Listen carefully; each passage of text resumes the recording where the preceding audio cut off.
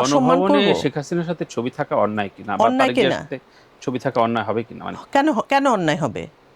এটা কেন? আমার কথা হচ্ছে কেন অন্যায় হবে? কারণ ওনারা রাষ্ট্রপ্রধান, ওনারা রাষ্ট্রপ্রধান, আমি শিল্পী। আমাকে যদি সম্মান দিয়ে ডেকে নিয়ে চা খাওয়ায় বা কফি খাওয়ায়, তাহলে আমার কেন দোষ হবে? আমি শুধু রাজনীতি না বিষয়টা, যেমন আমি আপনার এই অনুষ্ঠানে আজকে বলি, আমি নর্মালি ধরেন আমাদের পার্সোনাল রিলেশনশিপ সুজনের সাথে বিষয় নিয়ে অনেক সময় আমি খুব এগুলা নিয়ে গল্প করি না, কথা বলি না, বাট আমি মানুষ হিসেবে আমি বিশ্বাস করি আমি একটা মানুষ। আমি কখনো নিজেকে আমি মেয়ে মনে করি না। আমার এই 47 ইয়ার্সে আমি কখনো এই শব্দটা ইউজ করে কোনো ফ্যাসিলিটিস আমি নিতে চাইনি, নেইনি কোনো দিন। যে আমি মেয়ে, মেয়ের যে একটা কোটা, মেয়ের একটা সিটে বসতে হবে, যে নারীর একটা সিট থাকবে আলাদা, আমি এই জায়গাটাতে আমি বিশ্বাস করি না। কারণ আমি আসলে আমি মানুষ হতে চাই, আমি মানুষ হতে চেয়েছি, আমি মেয়ে হতে চাইনি কোনোদিনও না। আমার কাছে মনে হয় যে যদি কেউ মনে করে যে আমি, ধরেন আমি বলবো যে কেউ মনে করে আমি বঙ্গবন্ধুর সাপোর্টার, সে যদি এখনো পর্যন্ত ওই জায়গায় স্ট্যান্ড করে, আমি তাকে স্যালুট করব। আমি তাকে হেট করব যে নাকি তখন বলেছে যে আমি বঙ্গবন্ধু সাপোর্ট করি, এখন বলছে যে না আমি বঙ্গবন্ধু সাপোর্ট করতাম না, বা আমাকে জোর করে করানো হয়েছে, বা আমি বাধ্য হয়ে গেছি, বা আমি আসলে একেই পছন্দ করতাম, বা আগার বাগার। এই জিনিসটাতে আমার ঝামেলা আছে।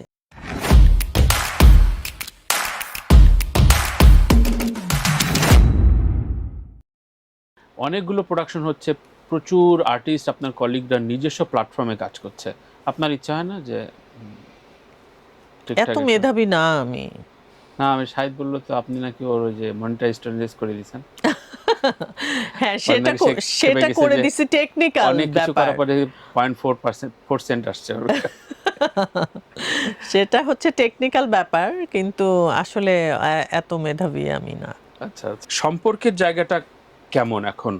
আপনারা একটা গ্রুপ বেঁধে অনেক দিন, অনেক বছর ধরে সম্পর্ক মেনটেন করেছেন, এই সম্পর্কটা ঠিকঠাক থাকে? গত অন্তত 2 বছরে প্রচুর সম্পর্কে ভাঙন দেখেছি আমরা, প্রচুর, যা খুবই দুঃখজনক। এখন তো একে অপরকে বিভিন্ন ধরনের, বিভিন্ন দেশ থেকে লাইভে গালিগালাজ শুনি। এগুলো কেন, কেমন লাগে, কেন হইলো? এগুলো কি হওয়ার ছিল কিনা? আমার সাথে তো সম্পর্ক কারো ভাঙে না, পার্সোনালি বলিনি। না সেটাই বলছি যে আমার সাথে না সম্পর্ক কারো ভাঙে না, যার সাথে আসলে আমার সম্পর্কটা আছে, মানে একদম আচ্ছা স্ট্রংলি বলছি, যার সাথে আমার সম্পর্ক থাকে সেই সম্পর্কটা আসলে কখনো আমার সাথে তার ভাঙে না। আর বিদেশ থেকে, দেশ থেকে যারা ধরেন গালিগালাজ করছে, বা তাদের আসলে স্বার্থের সম্পর্ক যদি কখনো কোথাও হয়ে থাকে কারোর সাথে, তখন স্বার্থের যখন একটু টান পড়ে, তখন তো মানুষ নিজেকে আসলে আর সামলাতে পারে না। আমার সাথে কারো কোনো স্বার্থের সম্পর্ক নাই। কারণ আমার আসলে কাউকে দেওয়ার মতো কিছু নাই। আমি বলবো যে যারা আমার সাথে মেশে, বা আমি যাদের সাথে মিশি, এখানে কোথাও কোনো স্বার্থের কিছু নাই। এটা শুধুমাত্রই মানসিক একটা রিলেশন, যে তার সাথে হয়তো গল্প করতে আমার ভালো লাগে, তার সাথে সময় কাটাতে আমার ভালো লাগে, এটুকুই, এর চেয়ে বেশি যেহেতু কিছু না। এটা কি কোনো স্বার্থ? আমি খুঁজলাম অনেকক্ষণ, যে ধরেন একটা নীতি আদর্শের যে সংঘাত তৈরি হয়, আপনি হয়তো বই ভালোবাসেন, ও হয়তো সিনেমা দেখতে ভালোবাসে, বা রাজনীতিক নীতি আদর্শের জায়গায় এত দূর সংঘাত কি আমাদের কোনোদিন ছিল, কোনোদিন দেখেছেন? মানে আমি তাহলে স্পষ্ট করে বলি যে আমার মনে হয় আপনি যেটা বোঝাতে চাচ্ছেন যে আমাদের আসলে রাজনৈতিক যে পরিবর্তনের পরে বিভাজনটা যে হলো, ওই ক্ষেত্রে আমি বলবো যে আমার সাথে যার সম্পর্ক, আমি যখন সম্পর্কটা তার সাথে করেছি, আমি তো কখনো জিজ্ঞেস করি নাই যে তুমি কোন দল করো বা তুমি কাকে সাপোর্ট করো। এটা যেহেতু আমি জিজ্ঞেস করে সম্পর্কটা করি নাই, তার মানে হচ্ছে রাজনৈতিকভাবে আমাদের সম্পর্কটা তৈরি হয়নি। আমাদের সম্পর্কটা আসলে রাজনীতির বাইরে, সেটা হচ্ছে পার্সোনাল একটা সম্পর্ক বা প্রফেশনাল একটা সম্পর্ক। সো এখানে যদি রাজনৈতিকভাবে আপনি অন্য একটা মতাদর্শের হতে পারেন, আমি অন্য একটা মতাদর্শের হতে পারি, তো এখানে আপনাকে আমার গালি দেওয়ার কিছু নাই। এবং সবচেয়ে ইন্টারেস্টিং পার্ট হচ্ছে, আপনারা তো জানেন আমরা বেশ কয়েকজন, আমরা অনেক ক্লোজ বন্ডিং আমাদের, এর মধ্যে কিন্তু ডিফারেন্ট ডিফারেন্ট মতাদর্শের Right. মানুষও আছে, হ্যাঁ। এবং আমরা একসাথে বসে আড্ডা দিই এখনো, এবং রাজনীতি নিয়ে কিন্তু কথা বলছি, তুলোধুনো করছি, আচ্ছা। একে বলছি তাকে এগুলোও বলছি, হচ্ছে, but এগুলোও হচ্ছে। সম্পর্কের সম্পর্কের জায়গায় কোনো হেরফের হচ্ছে না। আবার দেখছি যে কেউ একটু বেশি চাপের মধ্যে পড়ে যাচ্ছে, তাকে আবার প্রয়োজনে সাপোর্ট দিতে হবে, হয়তো আমি তার মতদর্শের না, তারপরে তাকে আমার সাপোর্ট দিতে হবে। কেন? কারণ হচ্ছে আমি তাকে পার্সোনালি, আমার আত্মার সম্পর্ক তার সাথে আমি মনে করি। তো তাকে আমি একটা রাজনৈতিক কারণে তাকে আমি ছুঁড়ে ফেলে দিব না। মানে আমি এই জায়গায় আমি বিশ্বাস করি আর কি। এটাই তো হওয়া উচিত। রাজনীতিতে আসলে শুধু রাজনীতি না, আমি শুধু রাজনীতি না বিষয়টা। যেমন আমি আপনার এই অনুষ্ঠানে আজকে বলি, আমি নর্মালি ধরেন আমাদের পার্সোনাল রিলেশনশিপ সুজনের সাথে বিষয় নিয়ে অনেক সময় আমি খুব এগুলা নিয়ে গল্প করি না, কথা বলি না, বাট আমি মানুষ হিসেবে আমি বিশ্বাস করি আমি একটা মানুষ।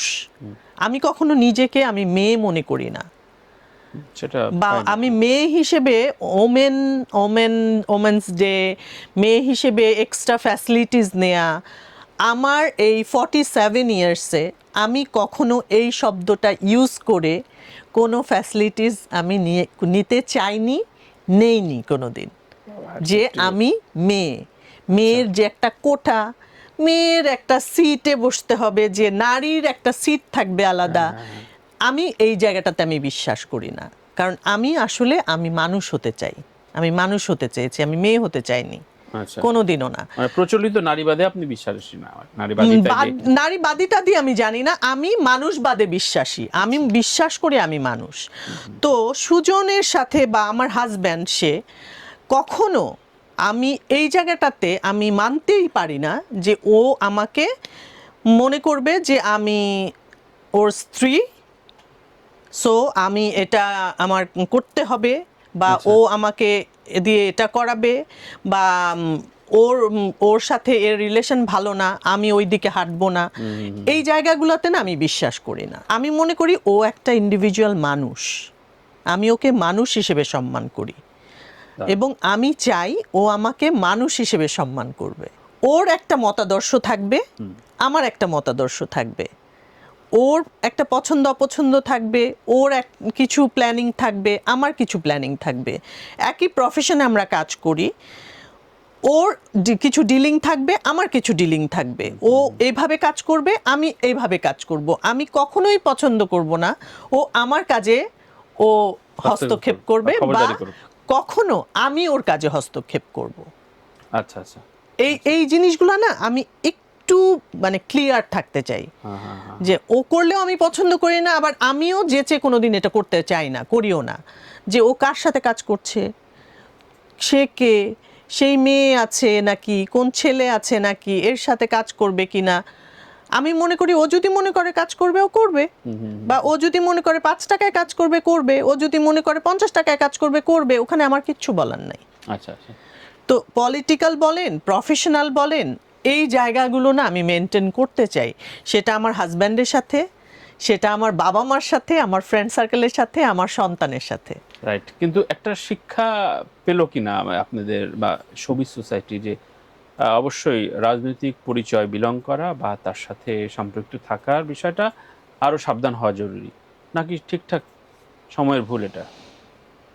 না, আমি ভুল বলবো না, আমি বলবো যে এথিক্স থাকা দরকার। আচ্ছা, এথিক্সটা আমার কাছে অনেক জরুরি।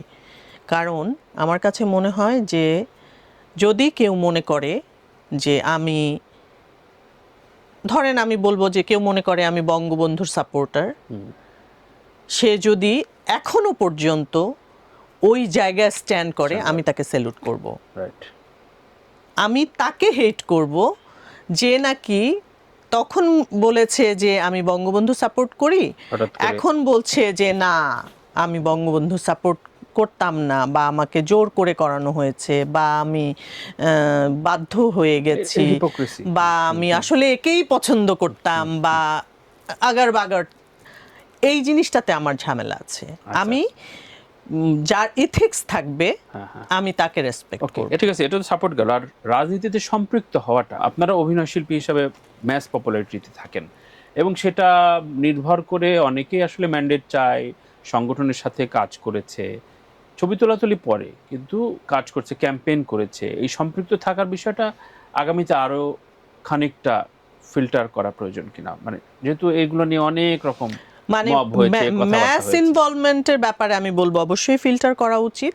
তবে আরেকটা বিষয় আমার কাছে যেটা মনে হয়, লাইক রাষ্ট্রীয়ভাবে যদি আপনাকে কেউ দাওয়াত করে that's বা different. একটা প্রোগ্রামে আপনাকে, ধরেন একটা ন্যাশনাল অ্যাওয়ার্ডে, আমার তো রাজনীতি বোঝার আগেই যেহেতু বিটিভি এনলিস্টেড যারা, সবার বাসায় কিন্তু ন্যাশনাল অ্যাওয়ার্ডের জন্য কার্ড আসে, তো বোঝার আগেই সেই কার্ড এসছে, বা ধরেন কোনো থ্রুতে হয়তো বা একটা ইফতারের দাওয়াত এসছে, তো এই যে একটা হয় না যে একটা লোভ কাজ করে যে আচ্ছা আমার জীবনে তো আমি কখনো আসলে মন্ত্রী মিনিস্টারের বাসা দেখি নাই, বা মন্ত্রী মিনিস্টারকে দেখি নাই, প্রাইম মিনিস্টারকে দেখি নাই, তাহলে আচ্ছা একটু যাই, তাহলে আমি ওনাকে দেখতে পারবো সামনে, অথবা উনি আমাকে সম্মান দিয়ে ডেকেছে, যদি আমাকে শেখ হাসিনা ডেকেছে, আচ্ছা আমি যাই, বা তারেক জি আমাকে যদি ডাকে, আমি কি, আমার কি এরকম মানে আপনার কি এরকম মনে হবে যে না আমি যাব না, আমি তোমাকে, এখানে প্রশ্ন মানে অসম্মান গণভবনে করব? শেখ হাসিনার সাথে ছবি থাকা অন্যায় কিনা, বা অন্যায় তারেক জিয়ার কিনা? সাথে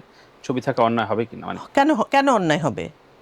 এটা কেন, আমার কথা হচ্ছে কেন অন্যায় হবে?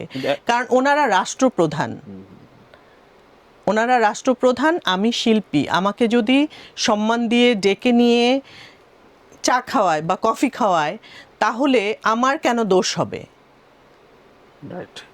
কিন্তু এর বাইরেও এখন বডি ল্যাঙ্গুয়েজ হিসাব করা হচ্ছে, যে তোর বডি ল্যাঙ্গুয়েজ ছবিটা থাকলেই হয়ে গেল?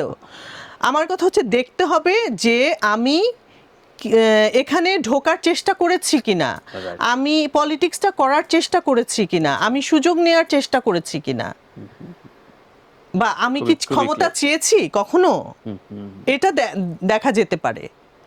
তাহলে বুঝতে হবে যে হ্যাঁ আমি তো আসলে পলিটিক্স করতে চেয়েছিলাম, কিন্তু আমি তো আসলে পলিটিক্স করতে চাইনি, আমাকে শিল্পী হিসেবে ডাকা হয়েছে, আমাকে কিন্তু পলিটিশিয়ান হিসেবে কেউ ডাকেনি।